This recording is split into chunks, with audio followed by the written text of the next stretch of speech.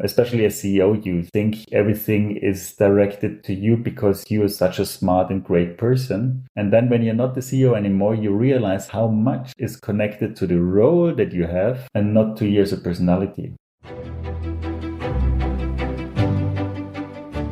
Welcome to Innovational Correctness, a podcast all about innovation and transformation, hosted by David Luna, author, keynote speaker, and founder of Gamma Digital and Beyond. David and his guests discuss real-world practical advice on how to best harness the creativity of your employees and go from idea to product, giving you unique perspectives and insights into their success, all while separating hype from reality and replacing bullshit bingo with common sense. Let's jump right into the show.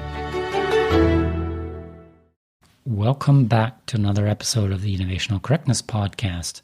My guest today is Hermann Arnold. Hermann Arnold sees himself as a pioneer of organizational innovation. He studied at the University of St. Gallen in Switzerland and was shaped by the understanding that companies are a productive social system. He's also the co-founder, chairman, and shareholder of Haufe-umantis, a software provider of talent empowerment and management. He has experimented with leadership elections, so democratic processes in companies, team recruiting, spiral careers, crowd strategizing, and other ways of innovating collaboration in organizations. But what I find particularly interesting about Hermann is the fact that he voluntarily stepped down as a CEO in 2013 and appointed his former intern as a CEO. Now, many would view this as a colossal failure when a CEO voluntarily steps down and admits that he isn't the right person to continue to the next growth stage of his or her company. Why this is the exact opposite of failure is something we discuss at length in this episode. So in this episode, we will answer some of the following questions. Why my guest voluntarily stepped down as a CEO in order to give his former intern his position, how his successor and customers reacted to this decision, how a manager or CEO recognizes the point where he or she is not the right person anymore to continue to lead the company, what it felt like coming back to the company and working under the new CEO, how he handled the conflict of his successor implementing his ideas with success, why more companies should think about limiting the terms of their CEOs, and finally, what he learned from letting employees vote for managers and why he believes this might not be the solution for the future. So let's go meet Hermann.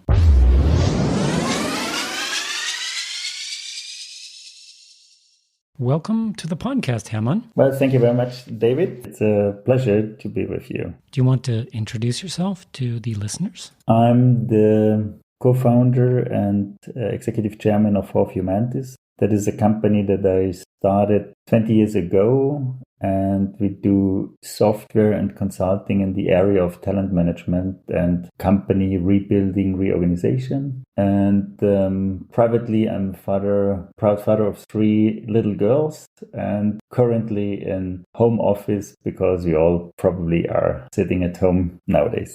Yeah, we're all in quarantine now. Yeah, so something I found out about you during my research was that you helped children program back in the 90s. How did that come about so early? Because nowadays that's a very hot topic, so you seem to be quite ahead of the curve with that idea. Yeah, that was literally the case. That was when I was studying and I had my year off for military service, and during the military service I had a little bit too much time, and I did first training for adult to get to know how to use the computer, and then we thought, wow, we should also do that for kids because our school system was so outdated. Nobody was even thinking of using computers in the education area. And then we said, okay, let's do a company, and it was called Vision Kids, and we were addressing kids from the age of 4, 5 to 12 using computer for learning and programming and all the stuff. And it was quite fun. And it's true, we were ahead of the curve, but we had a lot of parents that were really interested in doing that. And we had a lot of fun also with the kids, and they learned in tremendously fast. Nowadays, it's not necessary anymore because everyone is growing up with an iPad in the prom. But back then it was not that used, yes.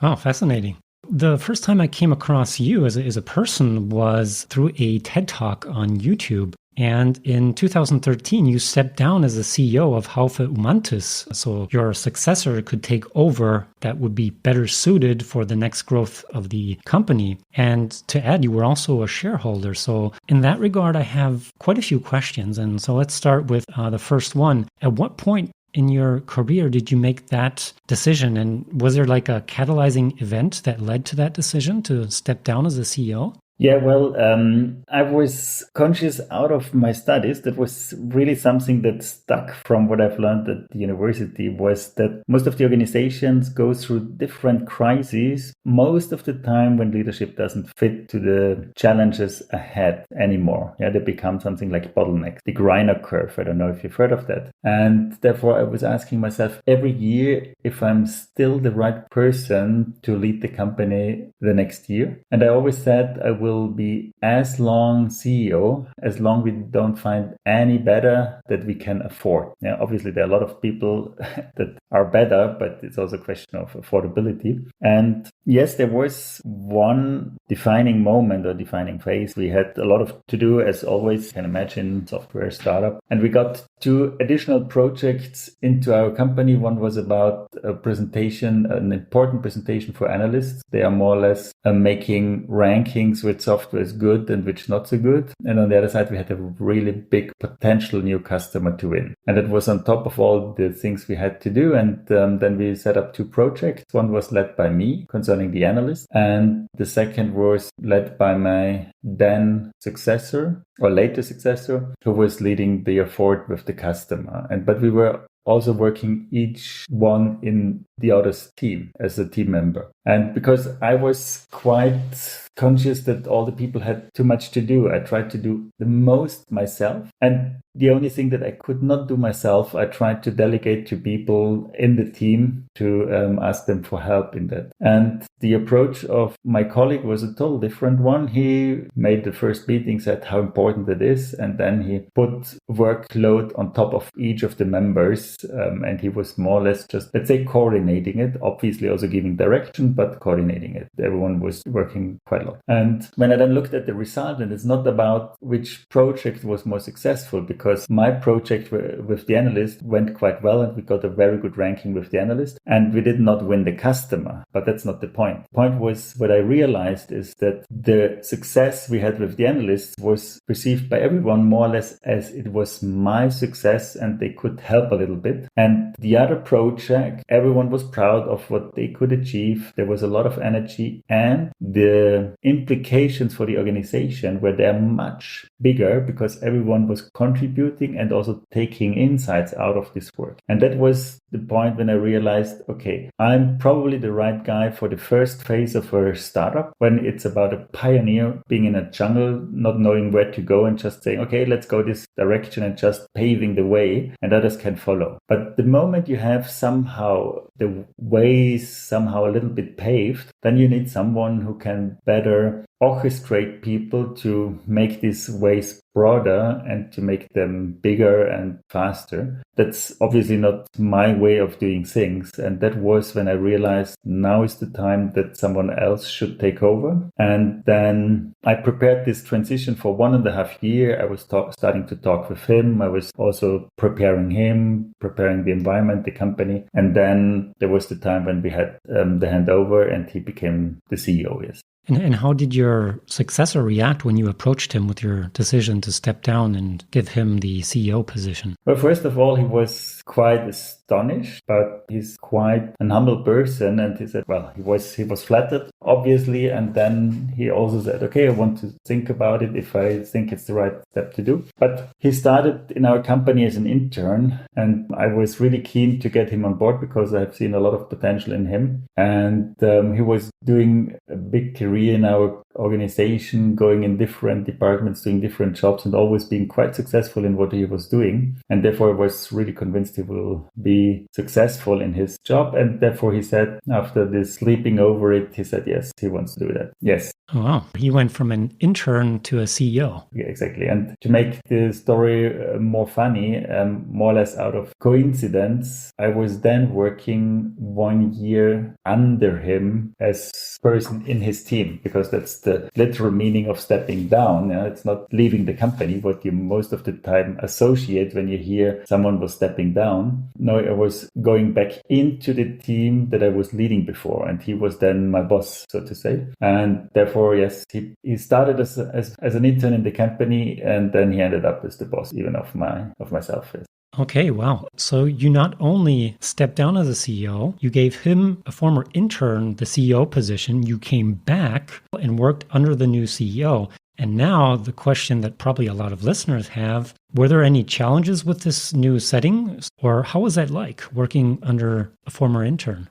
Well, for me, it was quite an interesting experience because obviously it's not very normal, but I started then looking into the world with different lenses, and I've seen it in so many instances where this exactly happens. For example, if you're looking for the most powerful man on earth, the American president, after 8 years, Obama stepped down. He's not the president anymore, and now another one is president, and he's normal citizen again. Or even in universities, there are some universities in certain regions where you have a term limit, and that means you are first a professor, then you get to the dean, and after you have reached your term limit, you go back and you're a professor again, and someone else is the dean. That means in certain organizations, it's very common that you have such transitions, but in the classical corporate world, it seems impossible or imprehensible that to say there are people stepping back and then having others leading them that before they were leading.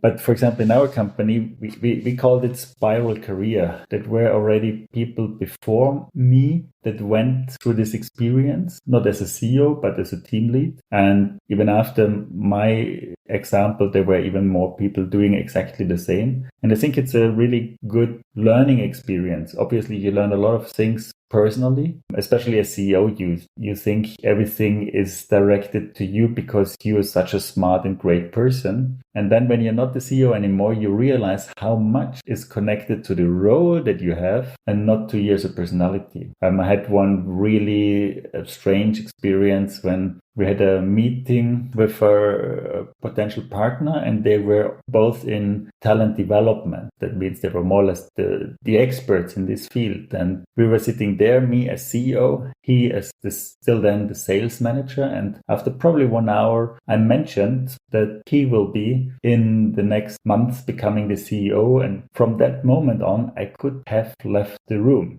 Before they were always looking at me, asking me. And once they mentioned that, they were only directing to him and talking to him. And I even found it a little bit unpolite, this behavior, but it really was an eye-opener. And that happened very often in subtle and less subtle ways. Yeah, they look up to authority versus competence. But it's the point is, it's easy to say they. I think it's we.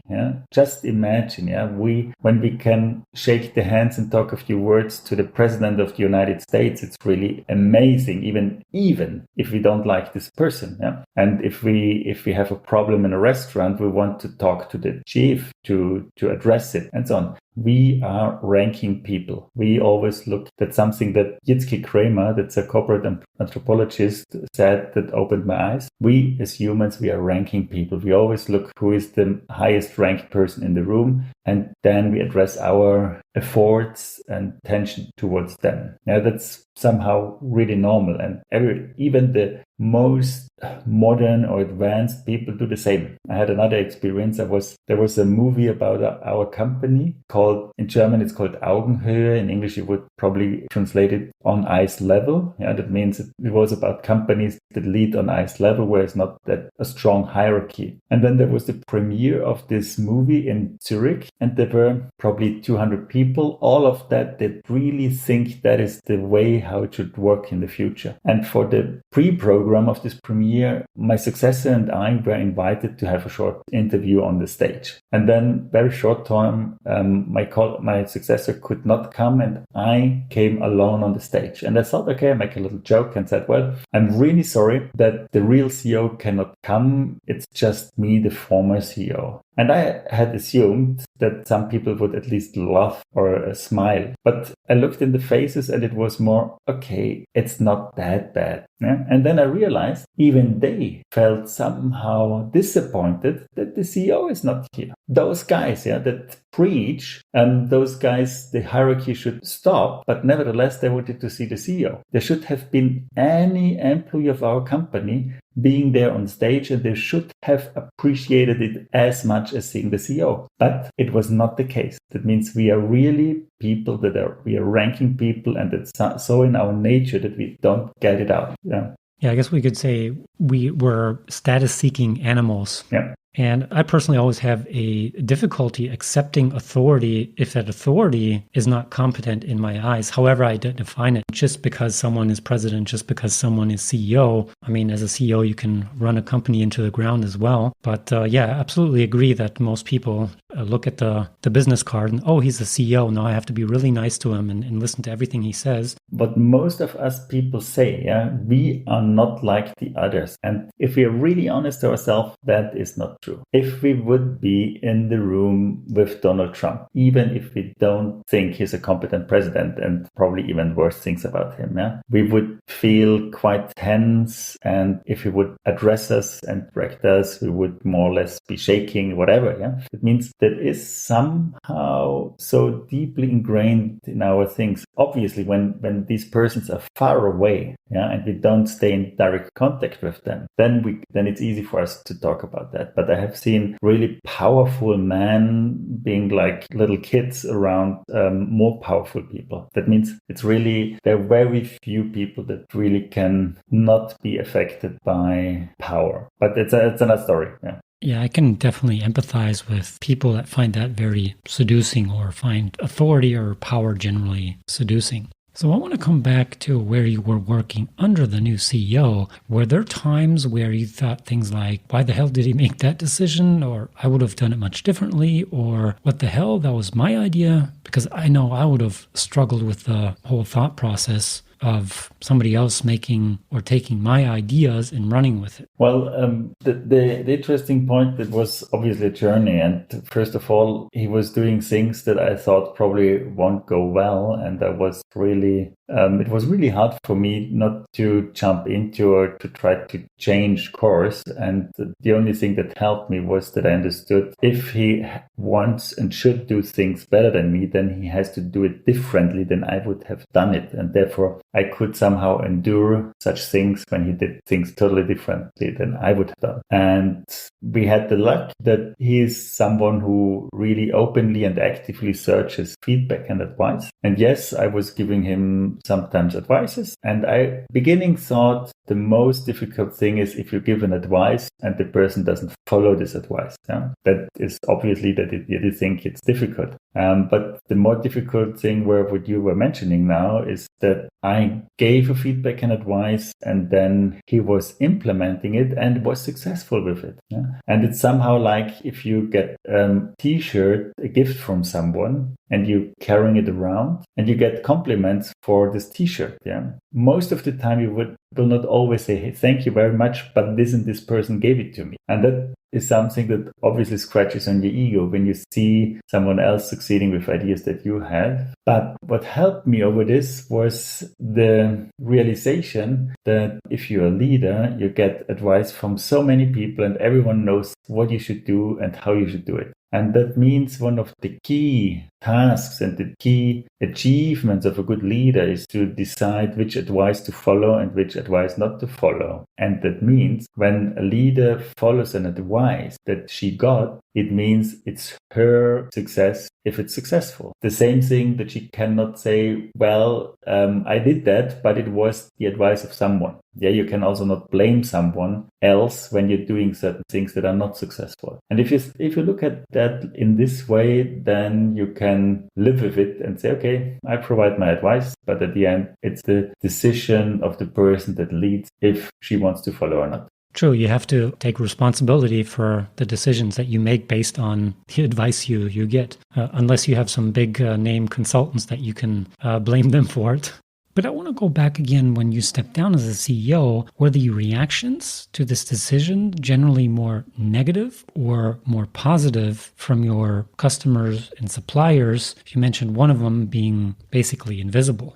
Well, I think on the customer and supplier side, we tried to somehow manage that a little bit in a good direction, that I took also over the formal role of a chairman. And back then it was just a formal role, that at least towards the outside, there was a sign of continuity till they got over it and have seen that it works or even works better. I had some quite interesting discussions first with my board. My then chairman was asking me, yeah, Hermann, I understand, but don't you want to get a professional CEO and learn what it means to run a bigger organization? And also for my family, and my family are entrepreneurs too. And they said, well, I don't understand you. Yeah, you built up this company, you invested so much energy, time, and even money. And now you're putting the fate of this company into someone else's hands, and you still are the major shareholder of the company. How can you do that? That means there was also quite a misunderstanding or astonishment about this decision. Yeah. Most of the time, we think when someone steps down, something must have occurred or they were forced to step down, even though he voluntarily stepped down. People still assume, well, that was probably the agreement. He'll step down voluntarily because he screwed up, so we'll let him save face. So my question that I have is, as a manager, how do you recognize when you're not the right person to continue the next growth stage of a company? So yeah, sure, some managers might be good at building companies from scratch, and thus you might not be the right fit, or a very poor at scaling and managing a large organization, but that's easier said than done. So how do you recognize when the time has come, so to speak? Well, I think that's one of the most difficult decisions. It's always when to persevere or when to pivot, to put it that way. And for me, probably the most important thing is, and I think everyone should do that, every leader, but everyone, you should once a year sit down. And this is this more or less stupid custom of making New Year's promises to yourself and to others. But it has something. If you think through what you want to achieve the next year, and what is it where you're good at, and what is it where you're not so good at, and what gives you energy and what costs you energy. And if you're honest to yourself, probably most of the time you will either see it yourself, or you will have signals within your organization, your team, or your private environment. Most of the time we see now a lot of managers that are really close to burnout. In Switzerland, we even had some cases of suicide of CEOs, very successful CEOs. Oh, wow. And that is quite, if you're honest to yourself and you listen to your own inner voice and also to your environment, you probably will get the sign. And obviously it's also somehow difficult because you're in a golden cage. You have some power, you have prestige, you have also salary, you have budget, you can do things, you can influence things. That gets really, really difficult. And therefore, most of the time people are, even if you're over this point where you should have stepped down already, you start really to suffer. And that is something that probably some people are in, but then it's so difficult for them to get out of this golden cage, because what you have to see is, I realized that when I was talking to someone who was responsible for the net of subsidiaries of a big bank. That means they have a lot of little subsidiaries in every village, and they have to close every year a certain amount. And he told me there is no way that one of those captains of the subsidiary in the village XY says by himself, I want to close my subsidiary, because you only lose. You're in this village, you're the big zampano.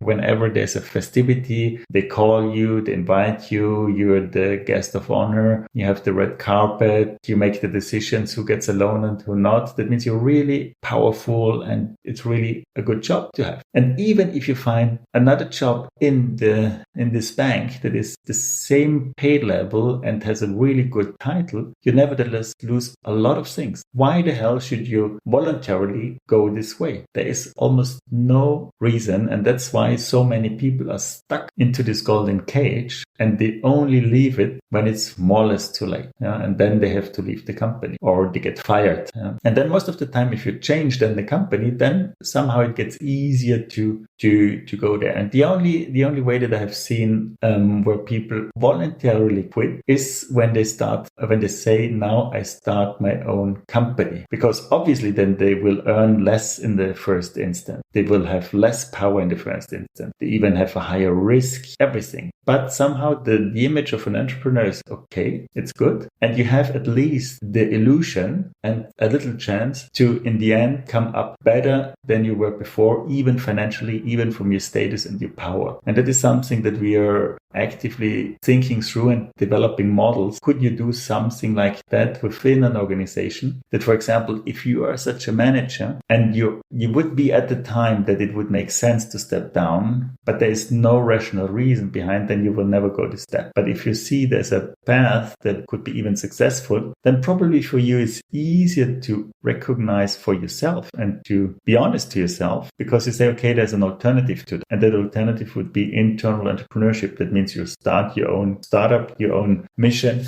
you do something entrepreneurial. Even if there's a salary decrease and even there's a decrease in power and prestige, you can say, I'm now an entrepreneur, and that should help people to be honest enough to see the signs when they should step down. That was going to be my next question, is how do we create an incentive structure, not just monetarily, but how do we create an incentive structure within a company to make it much easier and socially accepted to step down from any position, not just the pay cut, but also the reputation? I said this internal startup is something I put a lot of hope in. And there are other models that I have seen that work quite well. For example, term limits work. The most powerful person on earth steps down and is okay with it. I hope even with that we now have in the White House will do the same. We see other people that try to trick the system, but at least that worked for several hundred years. That means if you have a social contract that this is just for a certain period of time, then it works. And that's something that you probably see even in every voluntary organization. That means you join a sports club or a student fraternity or whatever. And first you're normal member, and then they ask you, hey, couldn't you be the finance guy or even the president? And you take over and say, yes, of course, I'm happy to do that. And after a certain period of time, you say, okay, now it's time to hand over the responsibility, and someone else takes over and you go back and become a normal member again. And there it's totally normal. That means we have to find models how we can make it more common in companies. And obviously, always the first people in an organization, they have to be the pioneers and they have to pave the way, although it's not very common. But the moment there are some successful cases and you see that they have a higher quality of life, they're more happy, they are thriving now in what they're doing, then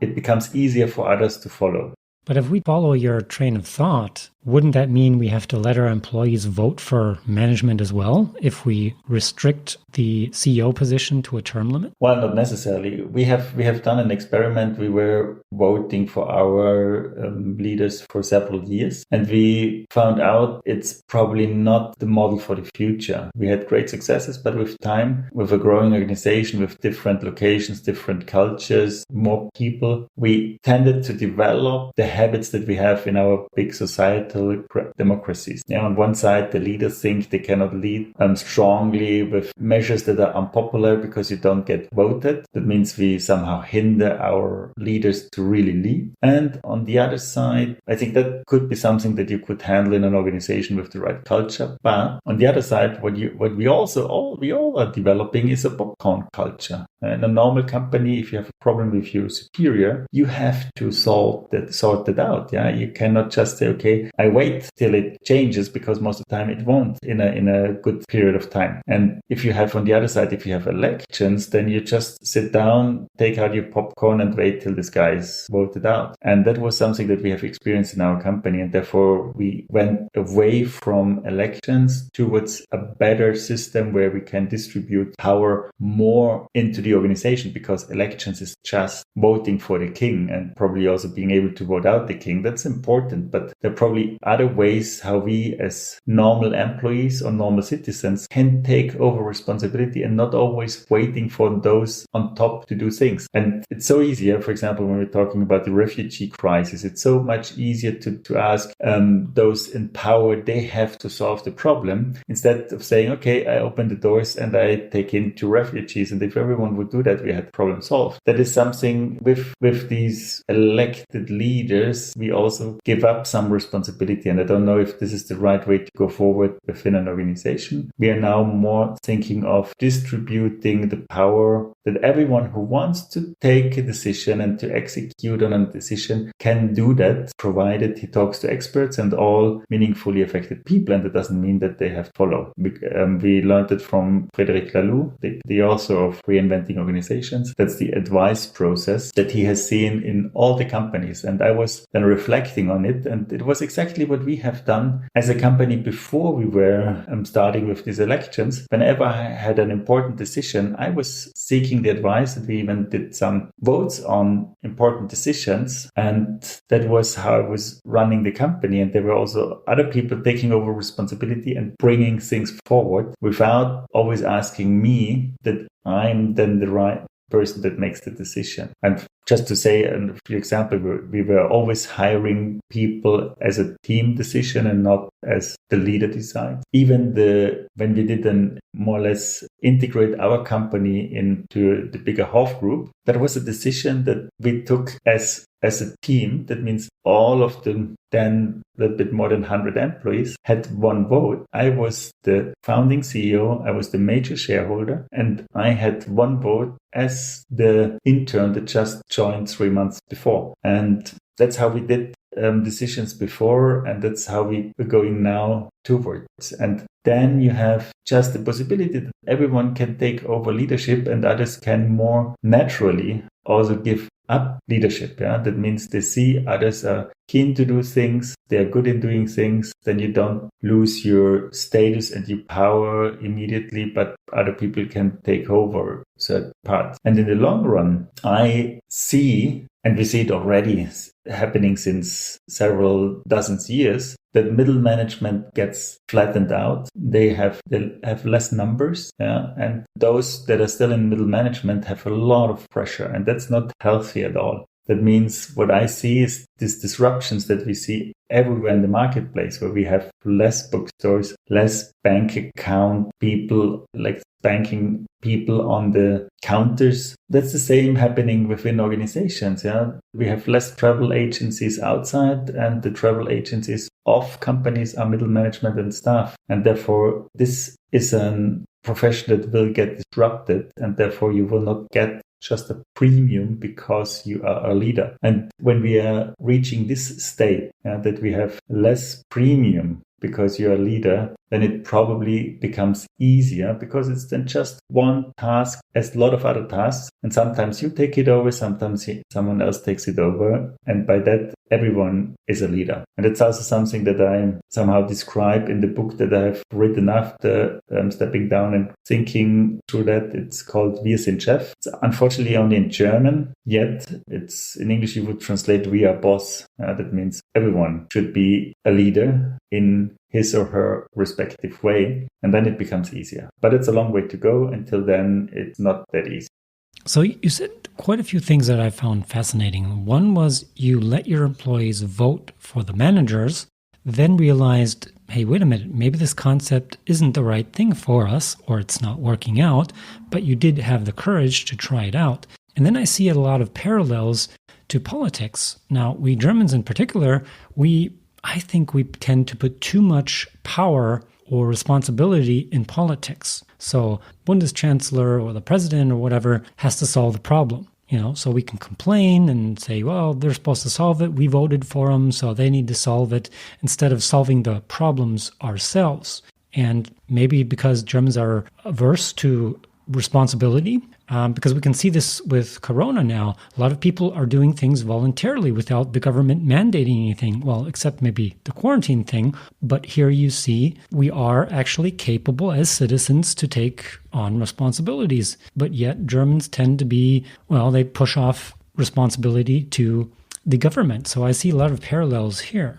What I also found funny is the EU doesn't trust its citizens with such power of the referendum. Then why should companies trust their employees to vote for their managers, or their managers that are also shareholders? But yet here you were humble enough to say, I as a major shareholder, I as a CEO or former CEO shouldn't have more votes than the ordinary employee. And I think that's what most companies are intrigued with, this concept of letting the employees vote for the managers, but are afraid to do. Yet here you were still humble enough to say, my vote shouldn't count more than the ordinary citizen or employee. And probably there's a reason why we didn't find that many followers doing leadership elections. Probably they're right, yeah. And we see ourselves as a pioneer, and I compare it often to the time when people said, now we should be able to fly. Yeah, obviously there were always some idiots jumping from cliffs with jump feathers. But then when the time was right, there were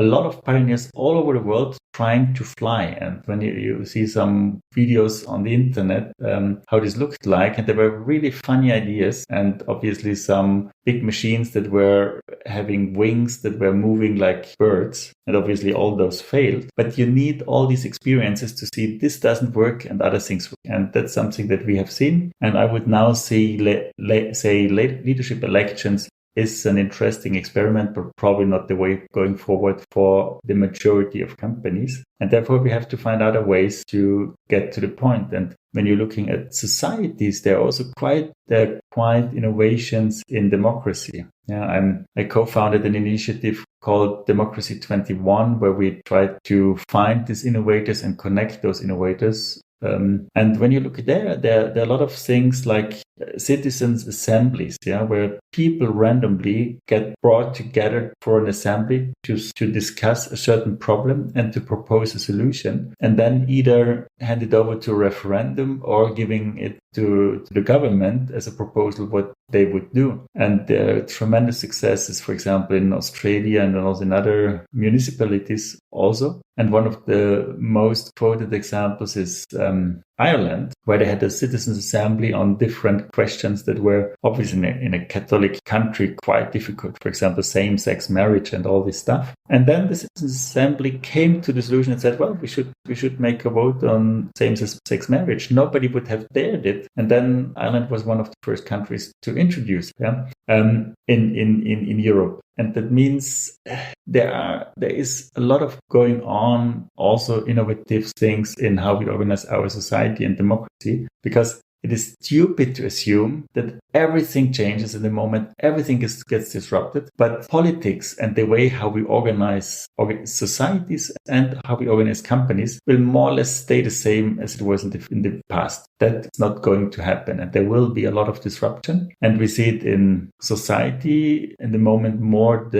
For me, disruption is the creative destruction of Schumpeter. In the moment, we see more destruction, not that much creativity on the highest levels of society, but in a lot of municipalities, a lot of cities, there's things going on that really give me hope that the future of democracy will look differently and much better. And the same is happening in organizations. And there are those organizations that are always asked and mentioned and interviewed, like Haufe-umantis and a lot of others. But there are hundreds of thousands of leaders in big organizations that just do the right thing within their own area. That means they drive innovation, how they work together, from small scrum teams, what is now more or less commonplace, to much bigger departments where leaders say, well, I run it differently. And especially when you're looking at family companies, that are very successful on the backbone of Germany in a lot of things. If you look at this old patrons, where you would say, well, they're the dictators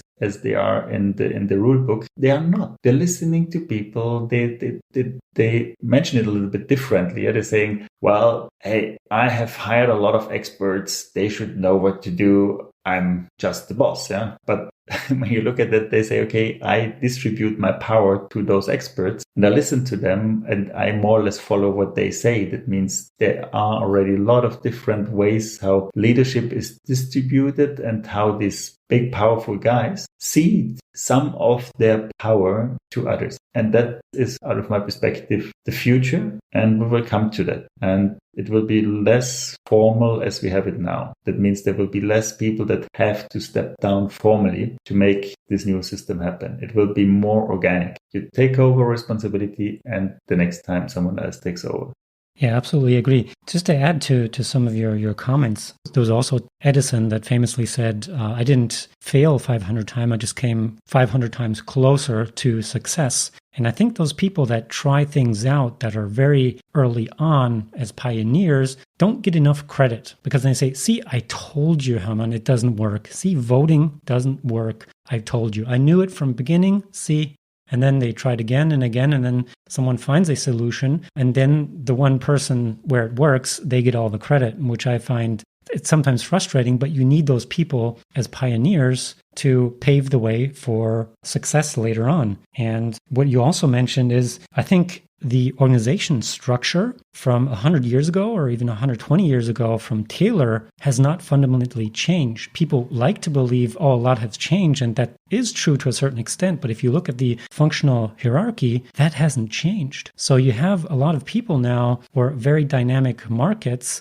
and people at the top have the authority, but they don't have the information. And as David Marquette, he was a famous nuclear submarine captain, and he took over one of the worst performing U.S. submarine divisions and transformed them into one of the best. And one of his slogans was, don't push information to authority, push authority down to information. So essentially, what the EU propagates or says they're doing is the subsidiarity principle. So those people who have the information that are closest to the customer, they should be able to make the decisions. Because by the time you give all that information, channel it up to the CEO, then they have their roundtables or whatever. Obviously, I'm exaggerating, and then push that down, the decision, it's already too late. So I think a lot has to change there as well. And a lot of our people are saying, well, digitalization is the way forward. And I think that's not going to work. You can digitalize all you want. If you're not changing the fundamental leadership principles and organization structure to fit the new context you're in, that's not going to work. Yeah. And they always look at me, I'm like, well,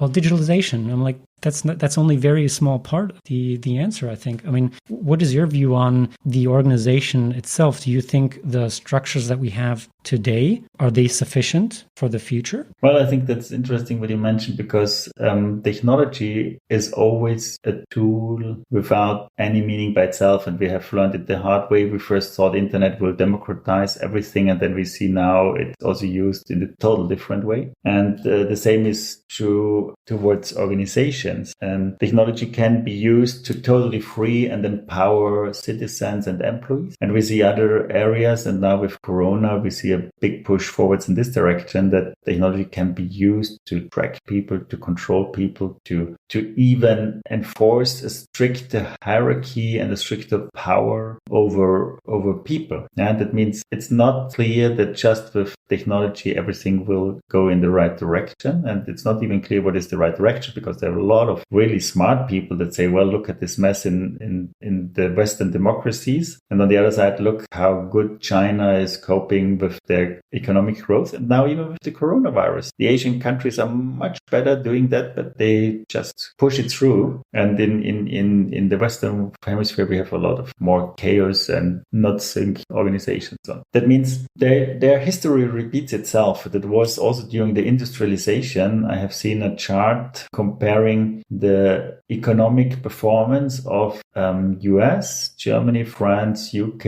and some other Western countries, and the UdSSR, Russia. Sorry, English is different abbreviations. Then Russia, and they were in this really mess of industrialization where you didn't know how to do that, and you had to bring the farmers into the factories. They were so much more successful. We had declines in Western Europe by 20 to 60%, and that was more or less also one of the reasons why we then had World War II. And on the other side, in Russia, they were booming like crazy, and we were a lot of time fearful in the Western world because they brought the first living being into the orbit. They were more successful in a lot of dimensions, and it was not clear that this central planning with these experts will finally collapse because of corruption and a lot of other things and missed decisions. But back then it was quite a successful model, and we were all afraid. And now history repeats itself with other contexts, but with China and Singapore and all these things, and a lot of very smart people say that's the better model. It's meritocracy. It's not this messy thing of democracy where everyone gets bribed. Could be. I'm fighting for the other side and hope that we will find better ways how we deal with these changes. But obviously, and that's answering your question, the way how we organize it today will not be successful in the future. There I'm quite sure. And funnily enough, a lot of innovations always come from the military. Yeah, we see it in a lot of terms like recruiting, assessment, assignment. It's all military terms, promotion. And I don't know if you're aware of the book Team of Teams from McChrystal. It's a general who was responsible for the special forces in Iraq. Yeah, I've heard of him, but I haven't read his book personally. Really, really enlightening. And the special forces were founded after the disaster with the liberation of the hostages in Iran. Yeah, the most powerful military. They were coming in, and they already had some helicopters crashing, and the different divisions, the Marines and the Air Force and the infantry didn't work together. Yeah, because total silos. And it was really a big, big defeat of US that they could not free these few hostages out of Tehran. And then they implemented a task force, a special unit where they put the best people of all the divisions together, and they were tremendously successful for years, for decades. Yeah, they were doing special operations around the world, always in, out, doing their stuff, even till now, killing Obama and so on. Quite successful. But in Iraq, Osama, right? Not Obama. You get the news here. Sorry. Obama did it, yeah, and Osama was killed. Sorry. Thank you. No worries. I'm sorry. And yeah, you're right. And then you see there was then this big classic war in Iraq, and then US, they said, well, we are now more or less done. There are just a few nests there that we have to get out, and that's not the right thing for our big military. Come in as a special force and just do it. It's done in a few months. And then this guy was taking over when it wasn't done within a few months, and what he was saying was quite literally. He said, I was in a commando central, having all the technology the world can buy, and even better, having the best educated people with the best infrastructure, with everything best of best, having resources without end. And then he said, after a certain period of time, he realized they were losing against people that could not read and write, and they were doing their war with improvised explosive device. Yeah. And that was when he realized that's not the way how we can go forward. And then he was also pushing authority downwards and not pushing information upwards. And he changed dramatically how they were approaching things. And that's also the new doctrine. That means militaries that were facing an enemy that was more an HR network and not just a classic army, they had already to adapt, and they have totally adapted to new realities. And now we're always thinking of the military as one example of the past, how you don't want to run an organization. I agree with compared with most of the militaries, but when you're nowadays looking at the militaries that are fighting HR networks, that is unfortunately again a source that we have to look at as organizations of how you can organize for the future.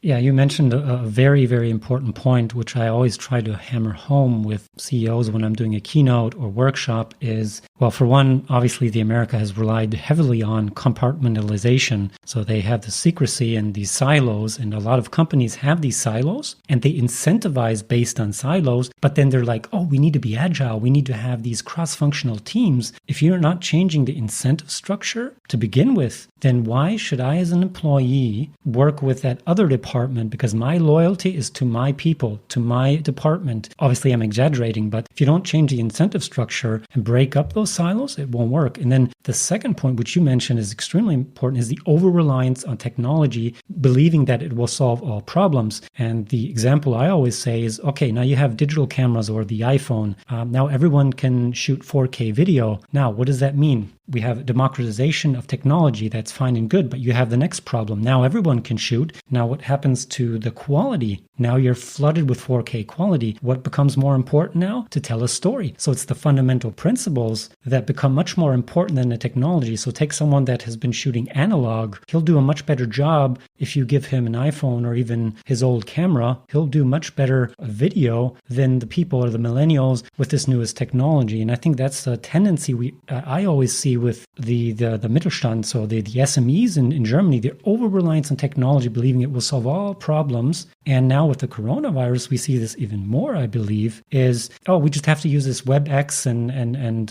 Zoom and this will all work. And then they realize, wait a minute, I have to lead very differently and we have to coordinate. And, wow, we haven't done this before. What does that mean for our organization? And then they come up to these problems where I think your approach is the right one. We have to look elsewhere, other industries or the military that maybe have already solved this problem. Well, I don't think that they have solved it already, but they are ahead of most organizations. Yeah, absolutely. So they might not have solved it, but at least they're addressing the problem. So we talked a lot about employees being able to vote for their managers. And two things came up. One, Switzerland, and the other was the dentist. And I'll connect these. So in Switzerland, they seem to have a better system where they're allowed to vote on a lot of things, where this tends to take longer, but you have less protests and demonstrations. So this seems, at least, a better system. And on the other hand side, this also seems to create higher pain tolerance, because if I voted for someone, then it's very unlikely that I'll say, oops, I voted for the wrong guy. I made a mistake. Similar to when you go to the dentist. He'll ask you during my drilling, if at any point you feel any pain, just raise your hand. And there's a scientific reason for that. As everyone knows, the pain tolerance goes up if you feel in control and can stop the pain at any point. But in companies, this would also, or could be potentially detrimental in that maybe employees that voted for a manager and that manager now does a bad job, they have a higher pain tolerance to stop this bad or say even corrupt behavior. What's your view on that? Well, I think these elections are double-sided sword, as I already mentioned, that on one side, obviously, if you have good voting results, it gives you a boost in confidence,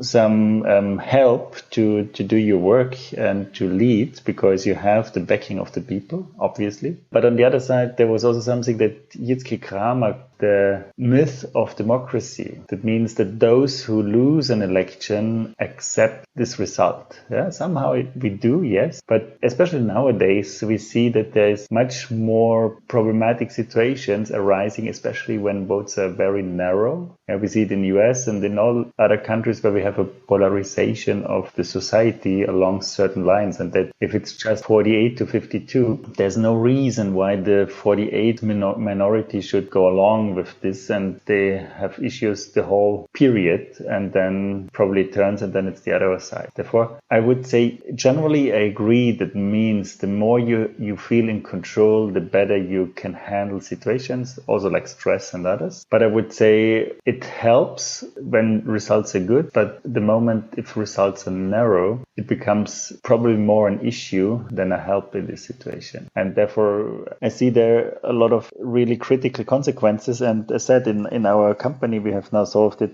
and are going on a different way where we see, well, we don't want to elect structural leaders anymore. We want everyone to be able to be a leader in a certain area via this advice process. And perhaps we could find similar solutions within society as well. And you mentioned Switzerland, yes, and I think exactly Switzerland is somehow a little bit used to this kind, because you have a government, but this government is all the parties that are in parliament also are part of the government, and they understand their duty more to follow the greater benefit of the whole society and not to execute on their programs of their parties. That's quite interesting, because in Switzerland everyone can be a leader. Yeah? You just start an initiative, and if this initiative is accepted, then it becomes law, and then the government has to follow and execute on the law that you created. And even if you're not successful, sometimes you force the government to go a little bit along in your direction. That means you come with a probably quite extreme proposal, and then the government feels, well, that seems to have some backing in the population, and then they make a counter proposal that is not so extreme as your initiative, but it still moves the needle in the right direction. And therefore, in Switzerland, with this initiative and referendum, you give every citizen theoretically the possibility to define the course of the country, even when you're not an elected official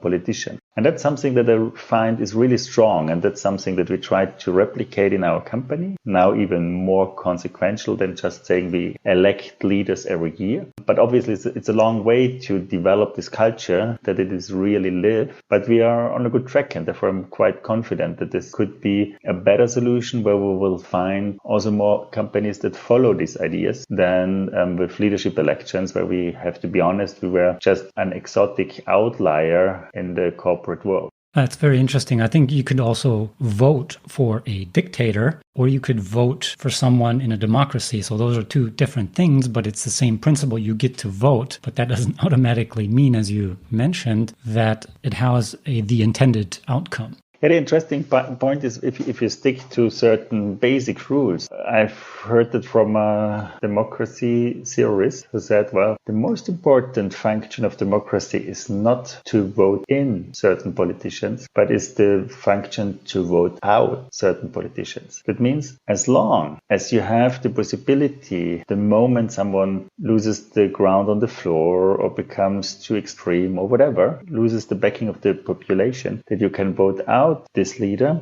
then everything is fine. Obviously, it becomes difficult when you start dominating the media, you start suppressing free speech, you start creating loyalties by providing money or influence to certain groups. Then it becomes difficult, and then it goes in a trajectory where at the end some people end up as dictators. Because the interesting point when you look at it, I had once I did a little research of the most brutal dictators of this world and what their history was. And most of the time, they were freedom fighters for the little man. Yeah, if it's Mao Zedong, or if it was Derek Mayer, and so on. A lot of people, and Gaddafi. Yeah, if you look at the green books of Gaddafi, that is a poster child for direct democracy and participation of citizens. But with time, this somehow deviated. Yeah, also Castro said he fought for the people, and then he abolished parties, because he said, well, we don't need parties anymore because we as a party are led by the will of the people. And at a certain point, these freedom fighters for the normal people in the country became with time dictators. And that means as long as you have at a certain point the possibility to vote out these dictators, it wouldn't be difficult. But obviously, when we look at that, dictators have developed quite a good arsenal of tools to, once they have the power, to make it so strong that it's almost impossible to vote out these guys, although you probably still have somehow elections. We see it in Russia, we see it in some East countries, we see it in China, and probably most worrisome for me is now when you look at certain developments in US, US, where you first destroy trust in public institutions like the media, like the court, like the administration, 3 important pillars of a democracy. And then now with coronavirus, it's even on steroids, because you have suddenly a government can hand out trillions of dollars to people that are loyal to the government or to the leaders, and to others not. Just have to think, if you're a governor of a state in the US, and you know if you're critical to Trump, you will get less ventilators and less personal protective things than if you're flattering the president. And these are mechanisms that start almost unseen, but they become quite powerful. And I don't know how I would act as a governor of a state, because I'm responsible for the life of my population. And if I know that is the game, do you have now to vote towards Trump to get the life-saving instruments? Or do you say, no, I'm stay critical, and then you risk the lives of your people? These are really difficult decisions to take. And this is, I hope I'm wrong. Yeah? And I hope I'm looking at it too negatively. But these could be some of the instruments that you have seen in other trajectories towards dictatorship too. And just a side note, yeah, when you think the Democrats did now postpone primaries because of coronavirus. Biden, the probable nominee of the Democratic Party, proposed to delay the convention when the candidate will be defined. Who in the whole country would be able to say it's not good to delay the general election if there's still a next wave of coronavirus? And I don't want to know where we will end up if this election is delayed. Yeah, these are really times we are now in where developments can accelerate in one direction or the other. Coming back to companies, obviously, if you have people that can be voted out, everything is fine. But if those people are so powerful that nobody dares to be a counter candidate, for example, and nobody dares to publicly voice opposition, then it could be that these leaders get re-elected, and not out of the right reasons. And therefore, I hope with the way we're now going, we will have another solution for the very problem I was mentioning.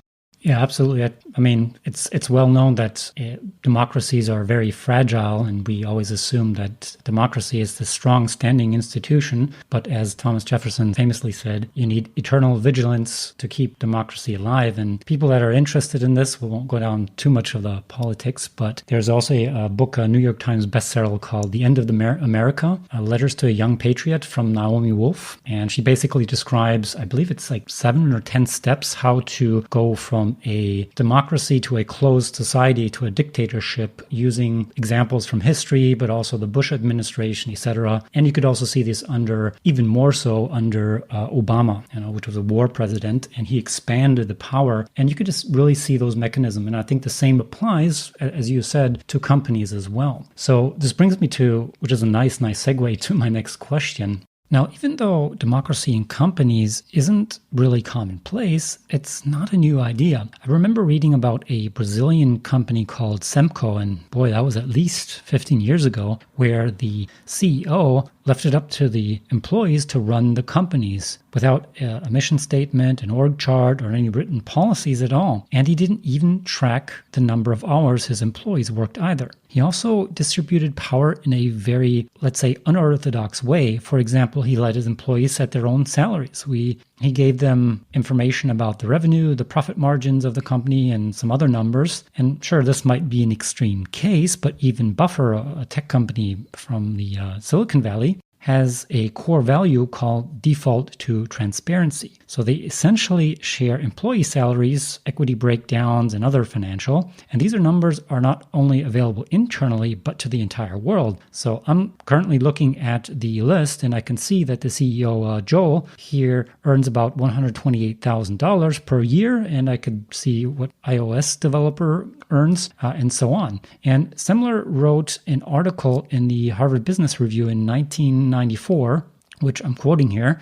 Participation gives people control of their work. Profit sharing gives them a reason to do it better. Information tells them what's working and what isn't. So here's my question. Why not extend the democratic principles to the salaries of employees as well? Because after all, transparency is necessary for a democracy to thrive. What's your view on that? Have you experimented at all with democratically voting for salaries? We did a lot of experiments, and I'm a strong believer in transparency. And in our company, we have everything transparent except of very privacy data. That is, for example, if you're sick, why you're sick, if you leave, whatever. And they tried to implement 3 times parent salaries, and they always lost the vote on it. And there was a coalition, I think, out of 2 groups of people. One that did earn less than they thought they should earn or that others earned. And then they probably were embarrassed and didn't want to share it. And then the others that earned more than they thought would be their fair share. And obviously they were not interested in sharing it neither. And that was always the majority of people. But that's my interpretation. But I lost it. Yeah. But I have also one experience when I narrowly won an experiment on salary. And we had a tradition of handing out extraordinary bonus. That means when we had a good year, we set aside a certain amount of money and said we want to distribute it not as on a goal achievement basis, but who contributed a lot during the last year. And we just wanted to say thank you with a significant amount of money. I think we started this thing when we were, 30, 40 employees. And we said it should be maximum 10%. Yeah, that means it was 3 or 4 people. And we set aside an amount that probably the one who got the first number got, I think, 25,000 francs, the second 20,000 and so on. That means it was even significant money. And we have done it long that in the management team, we made the nominations of the people we would want to give it. We were discussing it, and then we handed out this special bonus. And it was a direct to this person activity. Nobody knew exactly about it, and we just did it, and it was saying thank you. And then at a certain point, and we were then probably, I think, 100, 150 people, I thought that feels somehow like old style. You have some money in your pockets, then you go to some people, take out some money and put them in their pockets and say, hey, well done. And I thought that's not the way we want to do that. Let's think of a different, more innovative way. And I thought, okay, why not doing that totally open, totally transparent, and more or less bottom-up democratic? And then I proposed it in the team forum and said, okay, we can do it 2 ways. Either we do it the way we have done it the last years. That means the leadership team decides and hands out. Or we do something like the following. Everyone can nominate whomever he or she wants for this list. And everyone can vote up if he or she supports this nomination. And then we just make a ranking of how many support each person has. And out of that, we distribute the money. And I thought that's such a great idea. Yeah. And it's totally transparent. It should be a fast of appreciation because everyone can nominate whomever he wants and explain why this person deserves it. I thought it should be really a positive experience.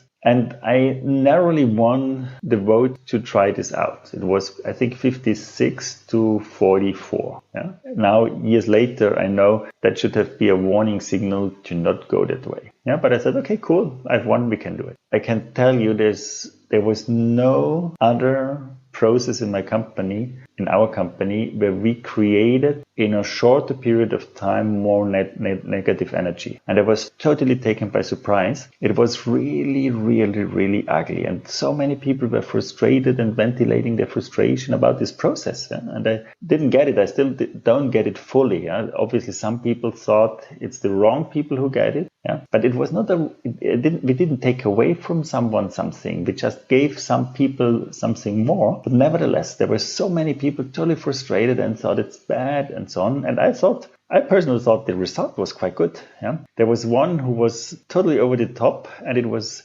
a programmer who was not very social, but doing a really good job. He was not even the smartest one or the most brilliant one, but he did a really good job. He was really engaged. And I think a lot of people thought, wow, this guy is doing a good job, but nobody else sees that, therefore I have to vote on that.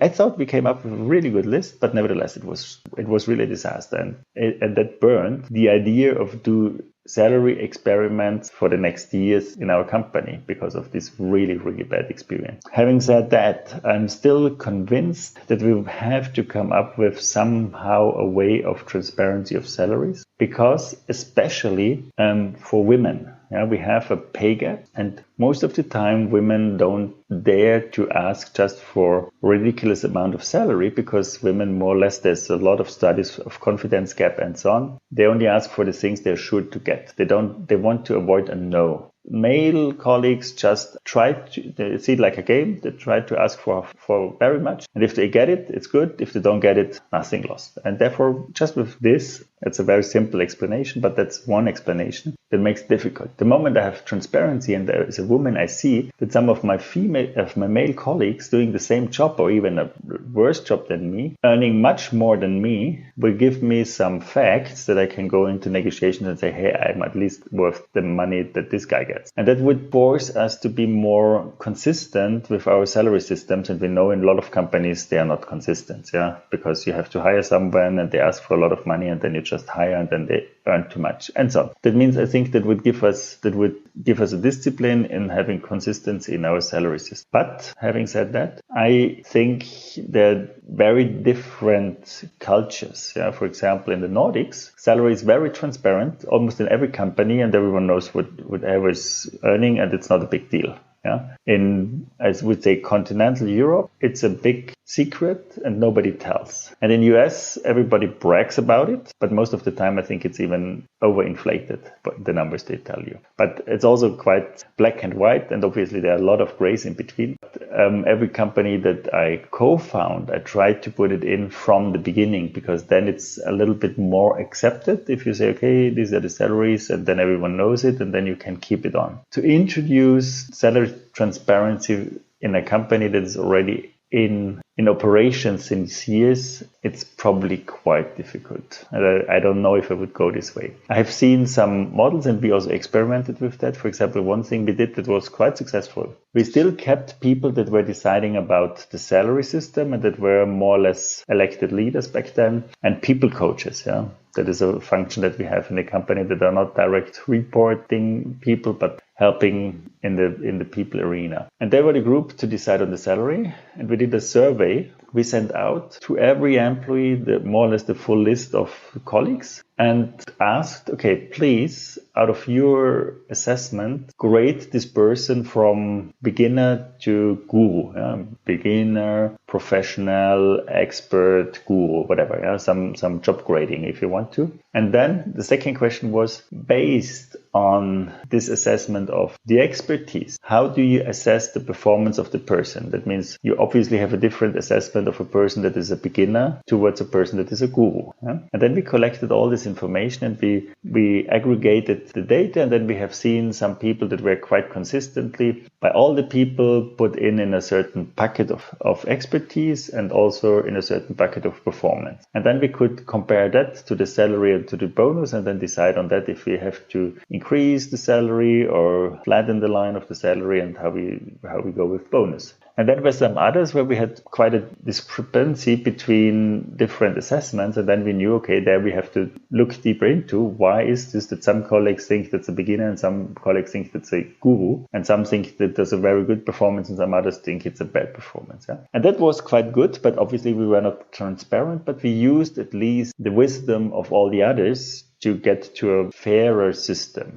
And I have also seen other companies that said, okay, we introduce salary transparency not by making the current salaries transparent, but by making an open forum. Obviously, that works only with smaller companies. I don't know how I would do it with 100,000 employees. But what they did, they made an open forum and they asked the question, they did not make public what you earn, but they said, okay, now let's reshuffle all our salaries.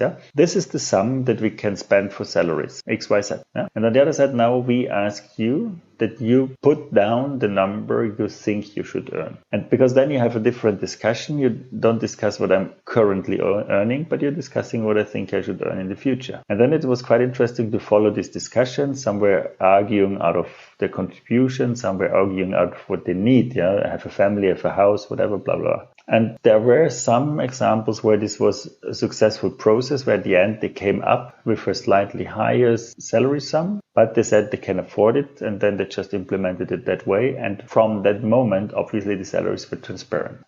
And I have another experience I just realized in 2007, 2008, when we had this financial crisis and we had to cut also salaries in our own company. I asked the management to cut the salaries, and by that I made all the salaries transparent just in the management team of all the colleagues in the management team. And the interesting part was we had the two colleagues that were earning a lot. And the moment this was known by the others, the expectations towards those colleagues increased dramatically, because they said, okay, if this guy is earning so much more than me, this guy has to be really much, much better. And if not, then I'm really pushy to either increase the performance or to push this guy out. Yeah? That means that can also be a consequence of salary transparency, that those guys that earn a lot get a lot of pressure to prove their value.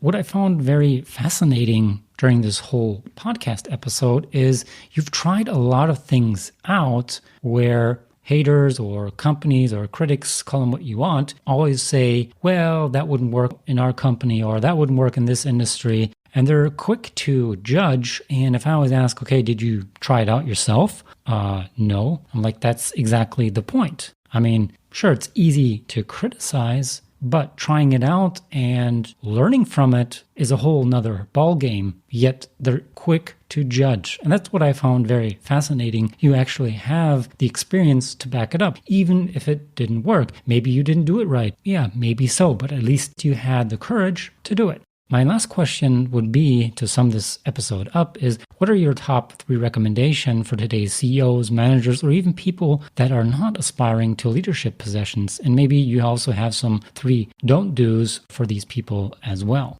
Yeah, you're right. I think we are in the moment in this phase where we have to find out new things, and we do things knowing that they probably will not work, but nevertheless we have to try them out to learn something to improve on our ideas. When I now would look at recommendations, first of all, I would say have the courage to try out new things. And most of the time, when you involve all those who are meaningfully affected, you will get good advices and sometimes even more courageous solutions that you would dare if you would just impose your ideas. That means involve the people with what you would do first. Second, very important, understand that you're more or less doing an experiment, and that's something totally different that we have learned in change management. Yeah, change management normally is you think very smartly through certain concepts, you have the best experts, then you have your concept, then you make a communication and then make your rollout, and then everyone is on this page. And this doesn't work when you don't know if what you will implement is the right thing to do. Therefore, you have to go a different way. Go with first early adopters. That means find people that are willing to go with you the journey and try new things out, because those are willing to experience failures, and they are even somehow sometimes motivated by learning and improving on things. That means don't force your whole organization into a new thing. Try it out in a small team that is open to doing that, and they gain experience, they improve the ideas, they improve the system, and the moment something flies, then others will join in automatically. That means don't do rollouts, do roll-ins. Yeah, that would be my second recommendation. And you could even, for example, in salary, if you have a team that says, okay, we want to have open salary, then let this team do it. Let this team define the rules. Let this team find out how to do the transition from non-transparent to transparent. And then let's see how it works. And if it works fine, others will follow. If it doesn't work fine, then you didn't risk your whole organization and didn't preoccupy your whole organization with internal things that don't work. Roll in instead of roll out. And the third is something that's probably very difficult, because most of the time those pioneers that try out new things are motivated by finding out new solutions by themselves. On the other side, there are a lot of ideas, concepts now already out that work, and where you could start from there. And therefore, read some books that are really helpful in this way. Obviously, the company you mentioned, Semco, It's a really good book about it. Then there are books about how Gore does it. There are books about how Spotify does it. There's Reinventing Organizations. There are other books where you can get a lot of insights and ideas from where to start. That means you don't have to start from scratch. You get some ingredients that somehow work, and then you can put them differently together. 3 things I would avoid doing. One, obviously, I already said with the recommendation, don't do certain things just for the full organization or for a lot of people. Yeah? Start with the volunteers, start with a coalition of the willing people, and then let it roll in. Then do it with the whole organization first. Second, don't do too many things at once, because it's difficult. Obviously, at a certain point, you get to a tipping point when one follows the other. For example, we did employee recruiting. That means the team was recruiting their colleagues. We were electing leaders, and then suddenly people started saying, okay, I also want to be able to fire people. Yeah, that is somehow like opening the box of Pandora, and then you have to manage that. Yeah, but if you try to implement in an existing organization, just from day one of to day 2 to a wholly new system, you probably will fail with it. You could use it. That means don't do that neither. And perhaps one is that could be a recommendation or a don't do. And that's probably one of the most difficult to answer. And therefore, at least my recommendation would be to ask yourself this question regularly. Yeah, especially when you're doing new things, you're failing at the beginning. That's very normal. It's really difficult to decide if you want to double down or if you want to pivot. Yeah? Double down means, okay, we're on the right track. We have to go to this J curve. One day we will find out and then it will work. Yeah. Or you pivot and say, okay, this was a crazy idea. It didn't work out. Now let's find another idea. Yeah. And that's probably one of the most difficult questions to answer. Yeah. When you have to leave certain ideas and when you double down. And that, at least the recommendation would be, ask yourself regularly on your journey, do you think you're still on the right track, or do you have to pivot? Yeah. Although you put in a lot of reputational energy and capital in certain things, and also energy of the people. For example, our leadership elections. Yeah. We tried to improve it for several instances, and we failed. And then at a certain point, we have to say, okay, we go in a different direction. Although we are known for leadership elections, everyone asks us about leadership elections. It is a huge attractiveness for in the employer market. It's also huge attractiveness for our customers. And nevertheless, we had to say, okay, we have to pivot away. And that was quite painful. I think we did it in a great way, but nevertheless, it was painful. And therefore, that's a really important question. Double down or pivot. Perfect. I mean, those are some really killer recommendations. And I think even if companies only did 50% of them, I think they would be much better off or much more successful than if they keep on doing the things they have been doing. Yeah. Thank you, Hermann, again, for being on the podcast and taking the time out of your busy schedule to do this interview. Thank you very much for these interesting questions, and I'm looking forward for the publication.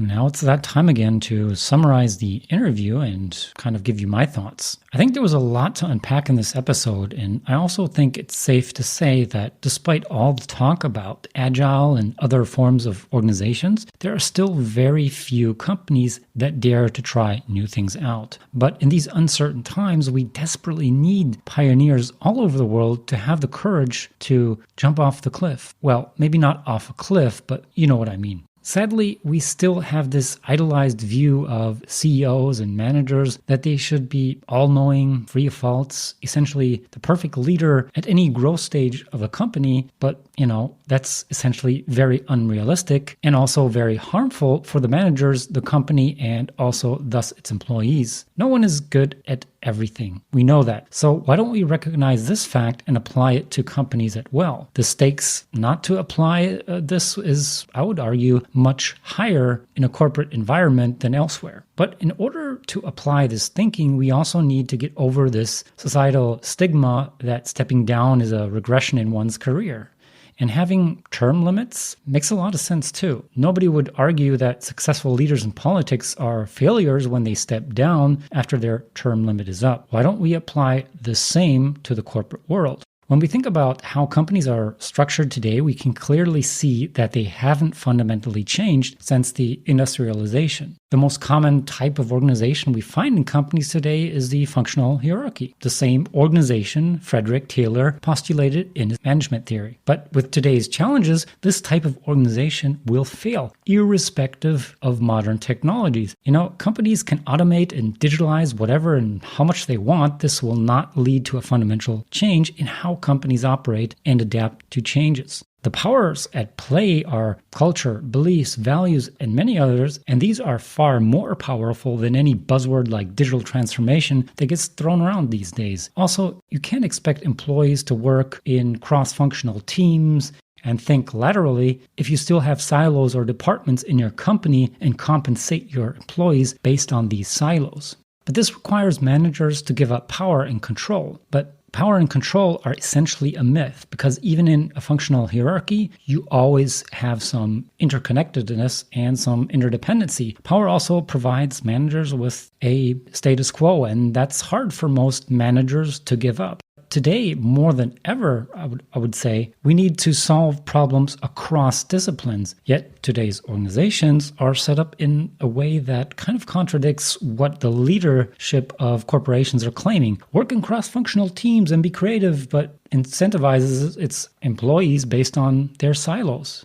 How has that ever worked? Our world has become way too complex and is moving faster, yet the organizational structures of companies, those pyramids, have not changed. By the time the information about the market, the competitors, and others are channeled up to authority, where it is then analyzed, processed, and pushed back down with a decision, the market has moved on. So what we really need instead is for companies to utilize the subsidiarity principle, so let those who have the information decide. This is something David Marquette, a former nuclear submarine captain, states: don't push information up to authority, push authority down to information, something I briefly mentioned throughout the podcast episode. Another aspect I find extremely valuable for managers and especially CEOs is stepping down, even if it's just temporarily, say for a month per year, to work under the people they were managing. There's a lot of insights and personal growth to be had in this way. You might also experience for the first time that people only look up or respect your title as a CEO and not the competence you might have, as Hermann mentioned at the beginning of the episode.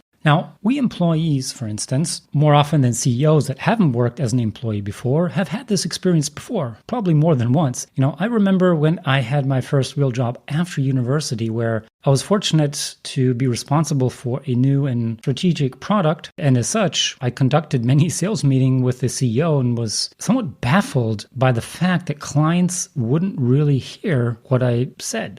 Sure, I was young and needed the money. Okay, that sounded really cheap. Anyway, at first I thought it was me, the way that I communicated. I was like, well, maybe I have to repeat it or maybe say it more forcefully and then the client will hear me. And it took some time to realize that I could say whatever I wanted. It didn't really matter, as all that mattered was what the CEO said. And this has always really confused me and really disturbed me since childhood. I remember where I had a substitute teacher that was hitting my classmates and nobody had the courage to stand up. And I was more angry at my classmates for not standing up. So I stood up and said, you need to stop this. So I was ordered to sit down and shut up, which I did not do, and I refused to do so. So I got thrown out of class, went to the principal, and luckily we had a very fair principal, and he had that substitute teacher removed for the rest of the year. So I was very lucky. And I also remember a time at an exhibition at Amnesty International where we had a booth and a couple of very prominent guests came by and spoke to me. And one of them was very obvious. It was back then in 98, 97 or something like that. It was the justice minister and she came with her bodyguard. So I knew it was apparently somebody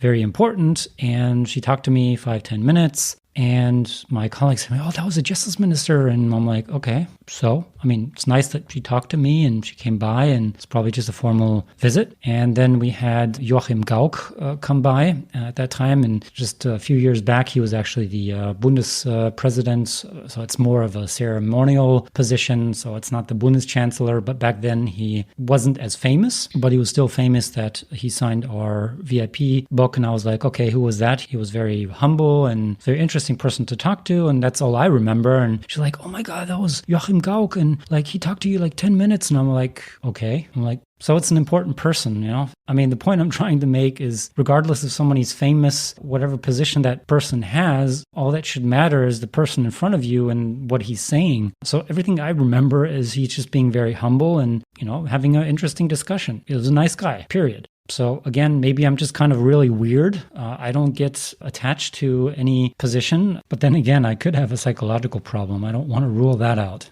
I just give people what they need to hear, not what they want to hear, regardless of their position, without being disrespectful. Just because you're important doesn't mean it makes you a better person. And so the point I'm trying to make here is we need to start also respecting the competence or more the content of what someone is saying instead of who is saying it. And you can see this very, very clearly. And this is a good example between Obama and Bush. You know, nobody liked Bush, at least not very many, but a lot of people like Obama. Now, this isn't a political podcast, and it doesn't matter with which party you're associated, if it's this party or that party. But I think this makes the point extremely clear. So you had this very eloquent President Obama with lots of charisma. Many like him to this day, which I find personally very disturbing, which I'm going to lay out. So he said he was going to sow peace, but he did exact opposite. He created 3 additional wars, killed more people with drones than any other president in history, put more whistleblowers behind bars than any other president. And he said himself, this is public record, that he is really good at killing people. That was his exact quote.